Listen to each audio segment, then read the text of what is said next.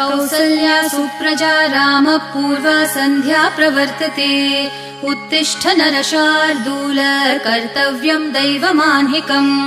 कौसल्या सुप्रजा रामः पूर्वा सन्ध्या प्रवर्तते उत्तिष्ठ नरशार्दूल कर्तव्यं दैवमान्हिकम् उत्तिष्ठोत्तिष्ठ गोविन्द उत्तिष्ठ गरुडध्वज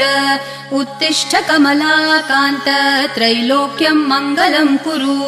उत्तिष्ठोत्तिष्ठ गोविन्द उत्तिष्ठ गरुडध्वज उत्तिष्ठ कमलाकान्त त्रैलोक्यं मङ्गलं कुरु मातः समस्त जगतां मधुकैटभारेः वक्षो विहारिणि मनोहर दिव्यमूर्ते श्रीस्वामिनि श्रितजनप्रिय दानशीले श्रीवेङ्कटेश दयिते तव सुप्रभातम्।